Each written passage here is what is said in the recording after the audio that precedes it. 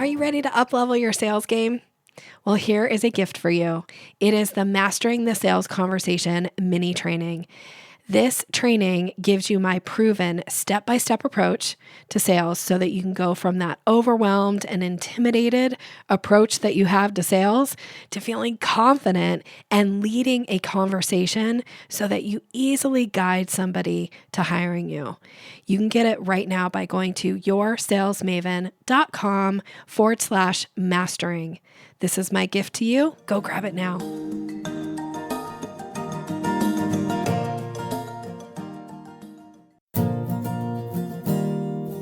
Do sales conversations make you feel awkward or pushy? It's time to ditch the outdated salesy strategies. Your guide, Nikki will show you how to combine kindness with selling skills to meet your prospects where they are, and in the process, how to uplevel your influence and income. Learn how to earn business easily and effortlessly. Here's Nikki. Hi, welcome to the Sales Maven Show. I'm your host, Nikki Roush. Today's episode, we're going to be exploring a topic that is crucial for anyone looking to elevate their sales game: the importance of following expert advice. So in the world of sales, we often encounter new techniques and strategies that can feel uncomfortable or definitely unfamiliar. And of course, it's natural to want to stick to what feels safe and known. However, this can limit our growth and our potential, especially when it comes to sales. So let's talk about why it's important to trust and follow the guidance of experienced mentors, even when their advice feels challenging. This particular episode was inspired by a conversation that I had recently with a client who is fairly new to sales. She is in a corporate role. And she reached out to me because she was feeling some overwhelm and some frustration with the feedback and the encouragement and direction that she was getting from her boss. So she wanted to kind of talk through how to handle that. And what it really kind of came down to is that she was being asked to do things that she had never done before, right? Like in sales, there are certain things that require certain efforts that are needed. And I had said from the very beginning, and I've been coaching with her for a while, that in sales, I'm not here to teach you how to sell like me. You'll find your own way. I'm going to give you techniques and strategies that I know work, and now it's up to you to incorporate them. So when she came back to me with this frustration that she was having, getting some feedback from her boss, being really kind of pushed outside of her comfort zone, she was like, yeah, but Nikki, you told me I needed to figure out how to sell like me. And I said, absolutely. However, if you don't have a better way, then you've got to be open to getting advice from an expert, from a mentor, from somebody who's walked in your shoes and had success. And if you're not willing to do that, you're so missing out on some of the like years of experience that you can pull from their track record of success that they have. And until you have a better way, you don't get to just like wing it because it won't work. So let's talk about first and foremost, why does experience even matter in sales? Like you might just look at it and go, oh, well, that person's just old. They've been in sales for a really long time. What do they know?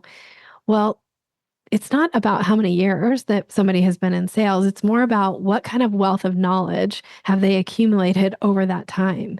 Because experienced salespeople who've been around the block a few times often have seen a variety in market conditions. They've seen different client behaviors. They have seen changes in their industry. And all of this gives these people a unique perspective on what works and what doesn't. And until you know that you have something that works for you in sales, my advice is being open to a mentor or a coach giving you techniques and strategies and things to implement into your business. Instead of just going like, I'll just find my own way, you're really just lengthening the amount of time to you to reach this level of success that's possible. Because like, there's no reason to like refigure out, like, what is the saying? it's not about recreating the wheel, right? The wheel's already been created. Let's use what works. Now you might have a better idea of how to make a better wheel or a wheel that works better for, how you want things to be delivered. I'm all for that. But if you've never experienced it before, you don't know a better way. So you kind of have to try things that even might feel uncomfortable or weird to you before you can perfect it, right? Like, isn't it so annoying? I don't know, you tell me, but isn't it so annoying? Somebody who's never done something before and wants to give you advice on how to do it and how to do it better. And do you kind of start to think to yourself, like, well, how would you know? What is the Brene Brown saying of like, if you're not in the arena, like getting your butt kicked with the rest of us, like your opinion doesn't matter. Like we're looking for people who've been in the arena, who've done it, who've experienced it. And if you're dismissing those people and their expertise, you probably are sounding like the person who's like, I know everything. I don't need to learn anything. I don't need to challenge myself. I hope that's not you. I hope for your own sake, that's not you. All right. So let's talk a little bit about this. I was super fortunate in my sales career. In my early 20s, I found myself a sales mentor. He was never my boss. He was always my sales mentor. He worked at the company my first professional sales position. He worked there in a higher level management position. I did not report to him, but he became this incredible mentor for me. He had been in sales for many, many years, and he remained my sales mentor for over 20 years. His name was Russ Short. He has since passed a few years ago. I miss him so much. But he was always the guy that I could rely on and call. And he really was the first person who ever exposed me to any kind of sales training and techniques. He had all of these great little like sayings that he would do, or he'd have these little ways to remember a technique that just stuck in my head. And I'm so grateful. And I still actually teach his techniques today. If you're in the Sales Maven Society, if you've been through a training course with me, you probably have heard me mention Russ at some point. Some of the more memorable things, there's so many things I've learned from him, but one was he taught me this idea of like, when you state your price, you say it like you're saying it at the time of day. You need to be that congruent with your voice. And if you act like you're unsure of it, then you open yourself up for negotiations on price. That was one that I'm so grateful to this day, learning from him. He also taught me about avoiding using qualifiers when I am talking about pricing. This is something I teach in one of my master classes.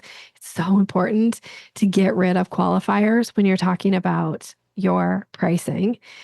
And then one of the most impactful lessons that I still tell this story to this day was how to stop selling past the close. This lesson that I learned standing in his office when he yelled at me one time. I was almost in tears because I was so intimidated by him at that point. But because he taught me about selling past the close and how to stop doing it, it resulted in my first $70,000 order. At that point in my career, that was the biggest order I'd ever closed. I've since moved on to closing over $1 million on an order. But let's just say that first $70,000 order, man, it made such a difference. And I still remember it to this day.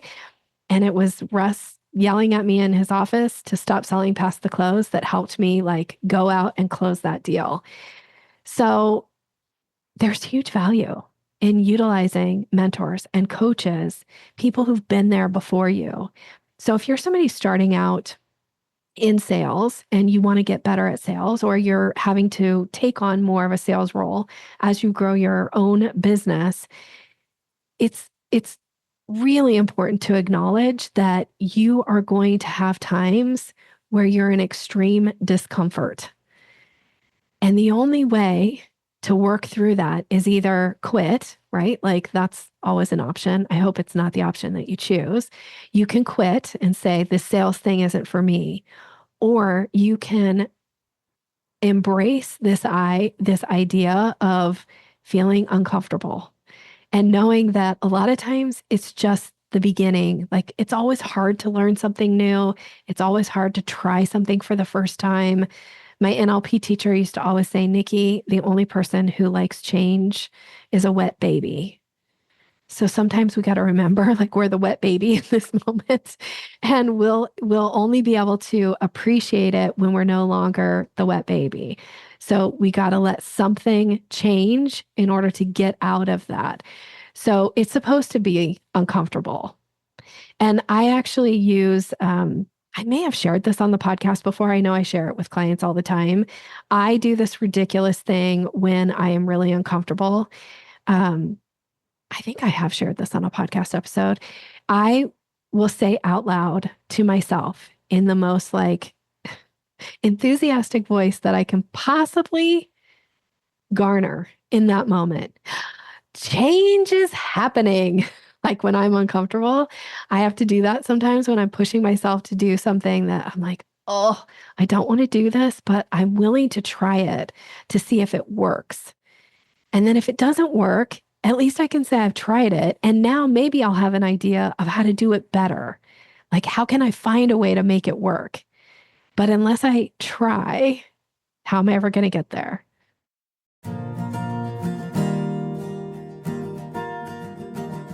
Do you know how to recognize and act on a buying signal?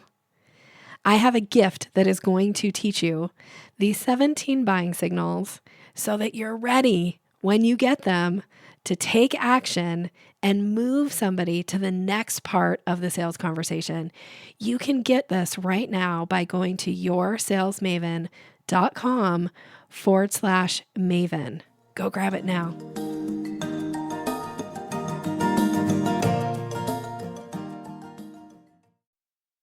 So this is just such an important piece.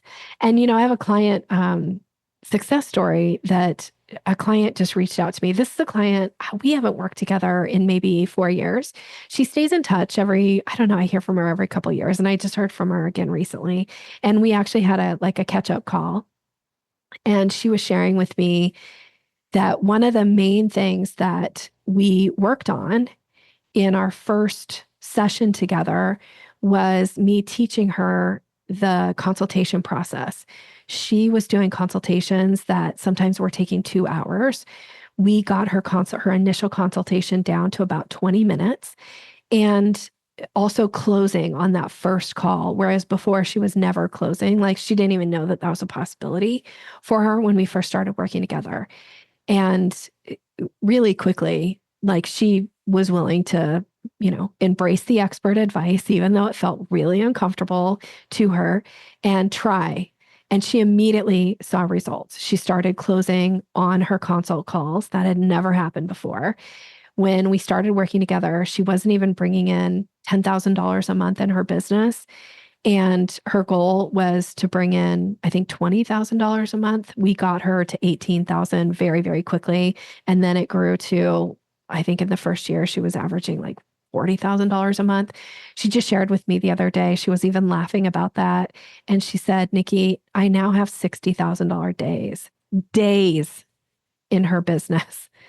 Whereas that wasn't even like, it would have taken her more than 6 months to earn now what she can do in a day. And she's still using these techniques. Now, is she doing it exactly like I taught her? Probably not, because she's found her own way. But she had to learn a new way. She had to be willing to try something new in order to achieve these incredible results that she's getting now.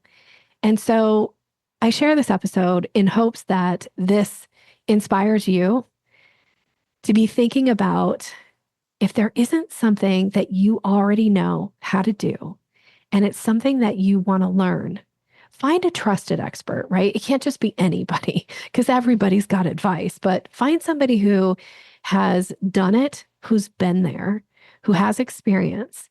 They're going to probably encourage you to do things that feel uncomfortable. Be willing to try something, and it might be horrible at first, but it might actually lead to an unprecedented level of success, something you can't even imagine for yourself yet. You could hit some unbelievable goal, some dream that you never even knew was possible for you, if you're willing to just start and try. Now, I mentioned that this episode was inspired by a conversation that I was having when I got to coach this really brilliant up and coming salesperson. And she let me know the next day after our coaching call, like, okay, I did it. I followed the steps. I didn't get them exactly, but I didn't fall apart. Like she was able to do the things that felt really uncomfortable. She did them even though they were uncomfortable.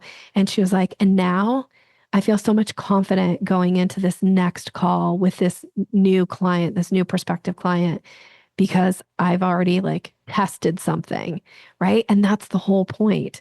So here's some steps for embracing that expert advice. One, this might seem super obvious, and I hope it is, but keeping that open-minded approach to things. And one thing you might want to do, and this is something I'll often do too, is I remind myself of past successes. And I'll actually go through them in my mind of like past successes where I stepped outside of my comfort zone and I did something I'd never done before. Like one of the ones I often think about when I'm crafting new offers, for instance, in my business, is I think about my coach, Mary, that I worked with very early on in my business. At the time, I was selling a one-off strategy session with me, and I was selling access to this 12-week course that I'd put together. It was called the Rising Sales Success Course or something. I can't even remember now. So long ago, 11 years ago. And Mary had suggested that I put together a VIP package. And at the time, I really didn't want to. It felt like a crazy thing to do. It was so far outside of my mindset. But I was willing to take advice from somebody who had done it, who had had success doing it. I mean, frankly, I was a VIP client for her, so obviously it worked. And I immediately had success with it. So that's a good one for me to like recall. What's one of yours? A time when you did something you didn't think you could do, something that maybe was uncomfortable for you, but then you can go like, oh my gosh, I'm so glad I did that. Look at my success.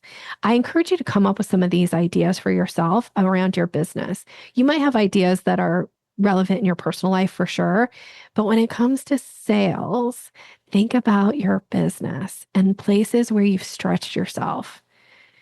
And then if you have a little bit of a mindset where, and let's like what I'm going to say, there's no judgment in this, but sometimes we can have a little bit of a dismissive type approach when somebody is giving advice.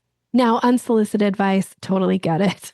But if you are actually seeking advice from somebody, be careful of showing up and immediately dismissing with like, tried it, didn't work. No, that would never work for me. You don't really understand my business. Sorry, I asked, right? Like sometimes we can show up, we ask somebody for their advice and then we're kind of bratty about it and we dismiss what they're saying. So if you have a little bit of that in your personality, do everything you can to set that aside and go like, okay, I'm going to approach this with a very open mind. And instead of dismissing things or even commenting to the other person about why you've tried something and why it didn't work, just take in what they have to say and then ask yourself, if you want to say like, oh, I've already tried that, ask yourself, how could I do, like, what is one thing I could change so that I could try this again? Like, what's one thing I'll do differently than what I did last time? And be open to trying something new that might not feel new to you because your brain wants to dismiss it. Like, be careful of listening. I think it's Mike Ferry. Or Matthew Ferry. It's from a long time ago. He used to always talk about having the drunk monkey on your shoulder. I'll never forget that. Like the drunk monkey is like kind of like the bad angel, the one that wants to get you in trouble and who says things and does things that, isn't kind of our norm. And I think sometimes we can show up with a little bit of like this drunk monkey energy. So I'm sorry if I'm butchering Matthew Ferry's work. It's been many, many years since I have studied that, but I do think about that sometimes with like, is this my drunk monkey getting me in trouble right now? Whereas I need to just be open-minded and be willing to look for ways to implement somebody's advice. Even if it just is so I can say, tried it, didn't work, move on to the next thing, Nikki, right? Like what is yours? What are you going to do to keep that open-minded, flexible approach? Because I, always refer back to my all-time favorite quote, blessed are the flexible, for they shall not be bent out of shape. I try to add flexibility as much as possible in my life. I encourage my clients to do that. I encourage you as a listener to add flexibility because the more flexibility you have in a conversation, the more influence you have. And that includes sometimes with yourself, right? Like trying something new. So if you want to learn something, if you want to achieve a high level of success, if you already know the way, by all means, do it. But if you don't already know the way and you have an expert, a coach, a boss, a mentor, somebody that you trust that is encouraging you to do something that is uncomfortable, be willing to lean in. And if you have to yell out loud in a really high pitched, annoying voice, change is happening, then do that. Or find something that works for yourself to push yourself to do that next thing. And I feel confident that you will achieve a level of success in your life and in your business and in sales that you have never known before. All right. I hope this episode was helpful. And I'm so glad that you show up to listen. Thank you so much for being here. I am so grateful to you. I am wishing you so much success and so much love and just that positive energy and flexible energy for you to continue to elevate yourself to the level that you most want to achieve and see what's possible. All right. Have a great rest of your day. Thanks for being here.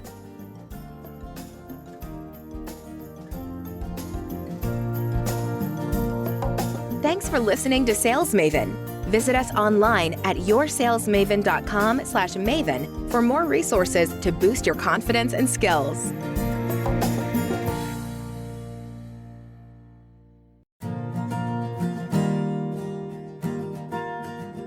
Are you ready to increase your confidence in your sales conversations? I have a gift for you that is going to show you exactly how to do that. It is my Closing the Sale ebook. It's all about leveling up your confidence, giving you language to use, how to seamlessly move somebody through the sales process. And you can get it right now by going to yoursalesmaven.com/Maven. Go grab it.